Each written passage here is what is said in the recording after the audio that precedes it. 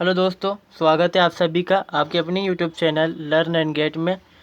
तो आज की वीडियो में हम जानने वाले हैं यहाँ पर प्रगतिवाद के बारे में।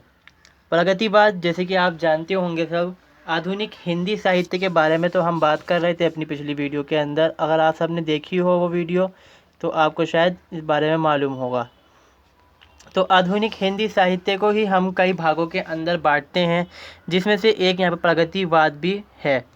तो इस वीडियो के अंदर हम जो बात करेंगे वो प्रगतिवाद के बारे में ही बात करेंगे कि सिद्धांत क्या है। सिद्धांत नहीं मतलब जो ये काव्य धारा का युग है, प्रगतिवाद है, इसके बारे में हम जानेंगे इस वीडियो के अंदर। तो बने रहिए इस वीडियो पे।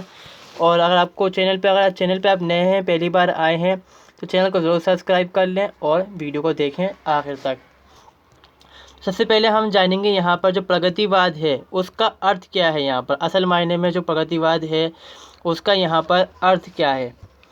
प्रगतिवाद के अंदर जो आप देखेंगे यहाँ पर जो ये शब्द आपको देखने को मिलेगा, ख़ासकर ये जो शब्द है प्रगति सब परिचित होंगे यहाँ पर लगभग जितने भी लोग इस वीडियो को देख रहे हैं। तो प्रगति का मतलब यहाँ पर ये होता है कि विकास करना। अब विकास में हम किस बात की बात कर रहे हैं? विकास तो कई प्रकार का होता है और कई चीज़ें अपनी अपनी जगह सही भी हैं विकास के बारे में। तो यहाँ पे जो हम बात करेंगे वो हम बात कर रहे हैं साहित्य के क्षेत्र में विकास की। साहित्य का जो क्षेत्र है उसमें हम बात कर रहे हैं विकास की। अब साहित्य के क्षेत्र में विकास किस प्रकार से हुआ, जैसे कि अगर आप सब जो जानते होंगे, आप समझ पढ़ रहे होंगे पहले से, तो आप लोगों ने देखा होगा कि जो आधुनिक युग है उसमें हम ये देख रहे हैं कि रीति काल है और जो भक्ति काल रहा हमारा, उससे काफ़ी बदलाव हुआ। यहाँ पर सामाजिक चीज़ें अब शामिल होने लगी, जो सामाजिक जीवन था उसको शामिल किया गया साहित्य के अंदर। तो प्रगति हुई है, मगर प्रगति का इस्तेमाल तो हम विकास में भी कर लेते हैं, जैसे दुनिया का जो विकास हो रहा है उसमें भी इस्तेमाल करते हैं। तो उस चीज़ को हम साइड में करते हुए यहाँ पर हम अलग अर्थ के इस्तेमाल करते हैं। यहाँ पर हम कहते हैं कि साहित्य में जो विकास हुआ उसी को हम साहित्य में जो हम देखते हैं प्रगतिवाद का नाम देते हैं।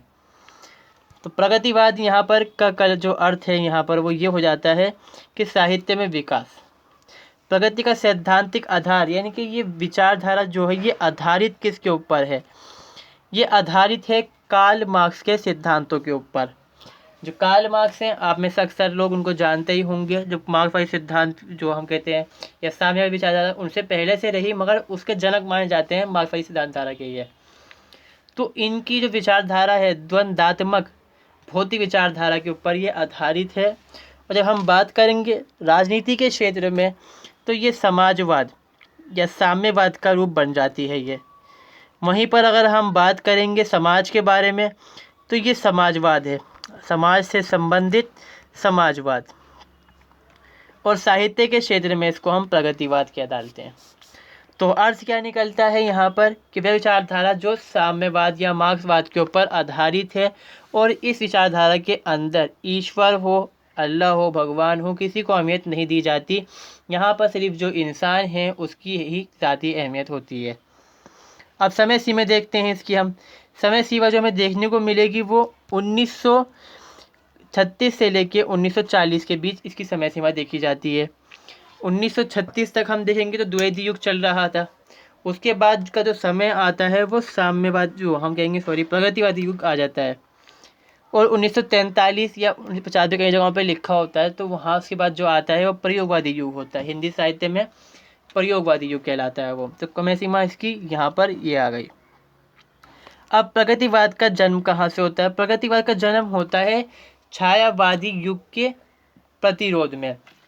छायावादी युग के अंदर अगर आपने देखा होगा या जानते होंगे, आप बताया था मैंने पिछली वीडियो में, उसमें यहाँ पर ये हुआ था छायावाद के अंदर जो कवियों ने रचना करी वो उन्होंने अपने निजी जीवन को ध्यान में रखते हुए करी। बताया उन्होंने समाज के बारे में ही था, मगर समाज के किसी व्यक्ति के ऊपर नहीं लिखा या सीधे समाज को इस्तेमाल नहीं करा उसके अंदर। तो प्रगतिवादी जो थे वो इसके खिलाफ थे, विरोध में थे, और उन्होंने इसकी शुरुआत करी। उन्होंने चाहा कि समाज में जो व्यवस्था है, जो चीज़ें हैं, वो लोगों के ऊपर ही दिखानी चाहिए, कवि को अपने ऊपर नहीं लेके दिखानी चाहिए। यहाँ पर 1936 में संगठित रूप से ये काम करते हैं और प्रगतिशील लेख संघ का यहाँ पर स्थापना की जाती है, जिसके खुद जो अध्यक्षता करते हैं वो मुंशी प्रेमचंद जी जो हैं वो खुद ही इसकी अध्यक्षता करते हैं यहाँ पर। और इसके बाद जो हम देखते हैं कि शुरुआत हो जाती है यहाँ से प्रगतिवाद की। अब प्रगतिवाद का जो हमने अर्थ देख लिया, अब इसकी हम रूढ़ि जो विचारधारा है, सब चीज़ें वो देखते हैं हम यहाँ पर। तो पहली विचार जो विशेषता है या प्रवृत्ति भी कह सकते हैं इसको हम, वो है रूढ़ि विरोध। अब रूढ़ि विरोध का मतलब यहाँ पर क्या है?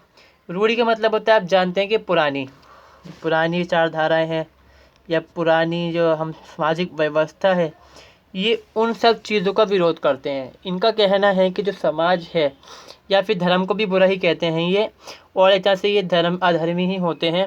इनका मानना ये होता है कि जो ईश्वर है उनने दुनिया को बना तो दिया, या कई बार वो ये भी कह डालते हैं कि भारतीय संस्कृति के हिसाब से देखें तो हम वो मानते हैं कि ईश्वर है। जो मार्क्सवादी होते हैं वो तो नहीं मानते, मगर भारतीय संस्कृति है तो कोई ना कोई शक्ति मानी जाती है भारत के अंदर, कोई अज्ञात शक्ति है, उसने दुनिया को बनाया, मगर ये करता धरता उसको नहीं मानते इस दुनिया का। वो कहते हैं कि इसकी सत्ता है, आत्मा, परलोक, भगवान, सब चीज़ों को ही ठुकरा डालते हैं। चाहे मंदिर, मस्जिद, गिरजा, कुरान, गीता, सब किताबें जो हैं बिल्कुल भी उनको महत्व नहीं देते। कि महत्व देते हैं मानव के ऊपर, इंसान के ऊपर। जो इंसान है वही सब कुछ है, इसीलिए वो इसका धर्म का इस्तेमाल ना करते हुए पूरी तरह से इंसान का ही इसमें इस्तेमाल करते हैं। कौन लोग कर रहे हैं यहाँ पर? प्रगतिवादी। और ये इनकी साहित्य रचना में देखने को हमें मिल जाता है। फिर अगली विशेषता जो आती है वो यहाँ पर है मानवतावाद। अब मानवतावाद भी किस लिए यहाँ पर आया? क्योंकि जब हम बात कर रहे हैं प्रगतिवाद के अंदर, तो मानवता, जो मानव है उसकी अहमियत ज़्यादा है, भगवान की अहमियत नहीं, किसी की अहमियत नहीं है। और मानवतावाद दूसरी शक्ल में यहाँ पर ये है कि ये सामंतवादी विचारधारा थी, उसके खिलाफ थे।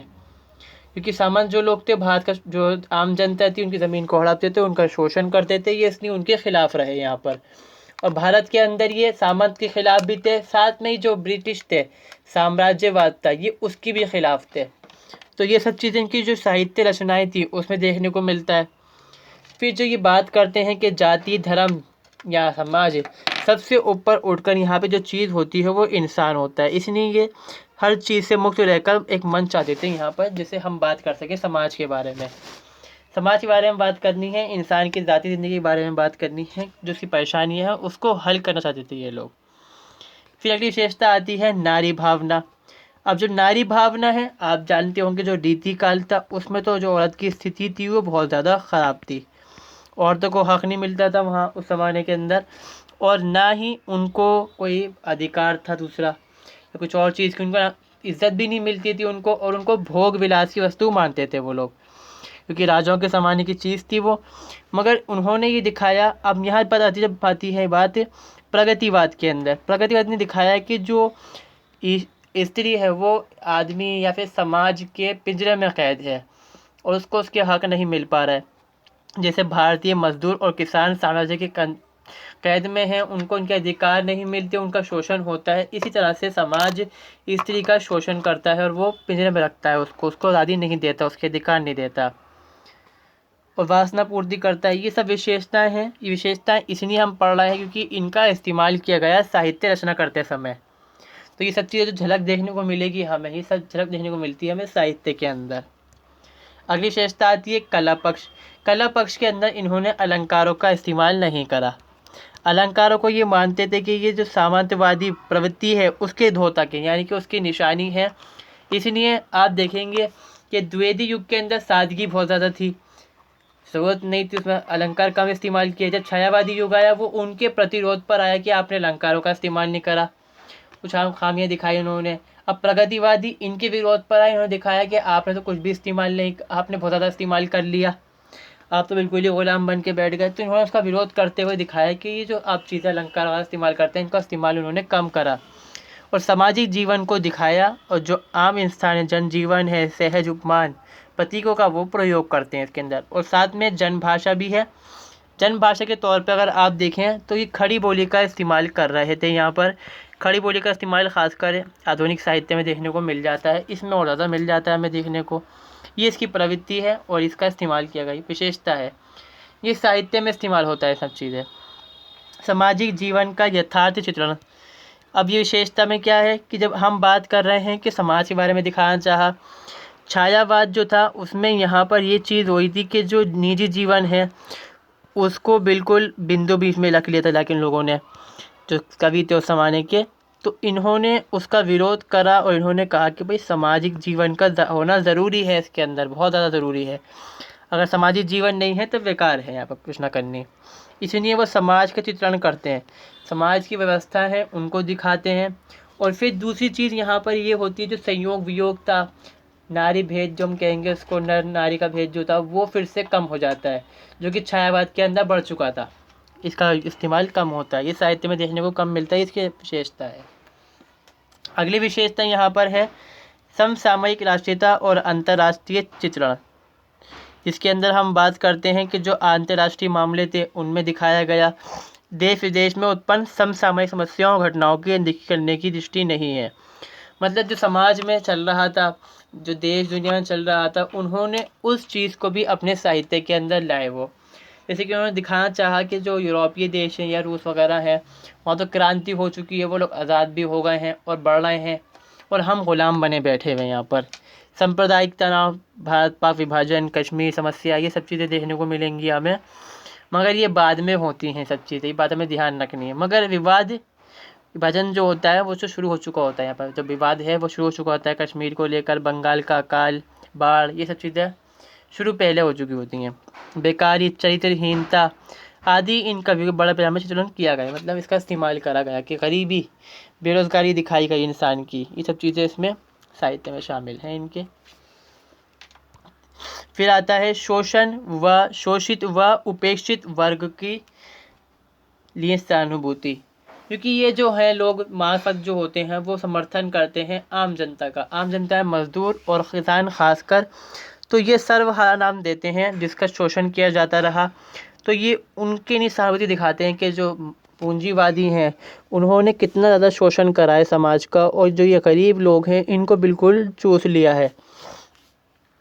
मजदूर, किसान, उनको दिखाते हैं कि तुम ताकतवर हो, उनके बीच में एक ताकत लाने आते हैं साहित्य के माध्यम से। फिर आता है शोषक व पूंजीवादियों का विरोध। इसमें ये दिखाते हैं कि भाई समाज में शोषित जो हैं, सामंत थी हमारे भारत में खासकर जो सामंतवादी हैं, उन्होंने ही समाज को बर्बाद करा है। इसके सफाई के लिए ये साहित्य की रचना करते हैं और उन चीज़ों को अपने साहित्य के अंदर ये दिखाते हैं।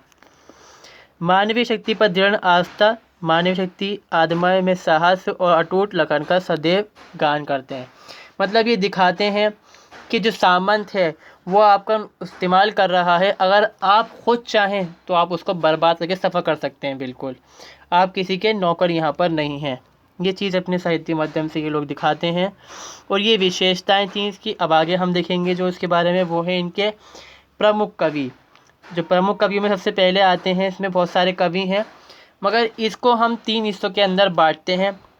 तो पहला आता है पूर्ववर्ती काव्यधारा के छायावादी संबंध का, मतलब जिन्होंने पहले छायावाद में कविता करी फिर प्रगतिवाद के अंदर आ गए बाद में। फिर जो बीच में आते हैं प्रगतिवादी हैं, जो प्रगतिवादी रहे। फिर जो बाद के आते हैं वो हैं प्रगतिवादी मगर बाद में चल के वो प्रयोगवादी कविता धारा का इस्तेमाल करते हैं, फिर वो छोड़ डालते हैं विचारधारा को।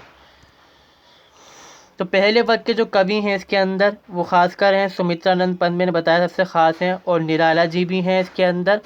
ये सबसे ख़ास कवियों में आते हैं इसके नरेंद्र शर्मा, भगवती चरण वर्मा, रमेश्वर शुक्ल, जिनको हम अंचल कहते हैं। बच्चन की कुछ विश्व कविताएँ यहाँ पर दी गई हैं, बालकृष्ण शर्मा नवीन और माखनलाल चतुर्वेदी, रामधारी सिंह दिनकर, उदय शंकर भट्ट, उपेंद्र अश्क, जगन्नाथ प्रसाद मिलिंद। तो ये कवि वो हैं जो पहले छायावादी रहे, बाद में इन्होंने शामिल कर लिया, या फिर हम कहें कि कुछ में हैं कुछ भी नहीं है, सारे नहीं हैं इसके अंदर। फिर दूसरा वर्ग जो आता है उसके अंदर आते हैं यहाँ पर जो प्रगतिवादी हैं, केदारनाथ अग्रवाल, रामविलास शर्मा, नागार्जुन, रांगे राघव, शिव मंगल सिंह, सुमन व त्रिलोचन आदि। तीसरा वर्ग जो है, जो कि पहले छाया प्रगतिवादी रहे बाद में प्रयोगवादी बन गए वो लोग, इसमें हैं गजानन, माधव मुक्तिबोध, अज्ञेय, भारत भूषण अग्रवाल, भवानी प्रसाद मिश्र, नरेश मेहता, शमशेर बहादुर सिंह, महावीर भारती आदि। तो ये प्रमुख कवि थे, इनके कुछ जो हम देखते हैं प्रयोगवादी कविता के अंदर में देखने को मिलेंगे। तो इस वीडियो के अंदर आपने जाना कि प्रयोगवाद क्या आता है, प्रगतिवाद क्या आता है यहाँ पर, और प्रगतिवाद जो कविताएँ हैं, कविता शैली जो है, वो सब चीज़ों को हमने इस वीडियो के माध्यम से देखा। तो मैं उम्मीद करूँगा आपको वीडियो अच्छी लगी होगी, और वीडियो अच्छी लगने पर ज़रूर लाइक करें, शेयर करें दोस्तों के साथ भी। चैनल पे नए हैं तो चैनल को सब्सक्राइब कर लें। तो मिलते हैं हम अगली वीडियो में।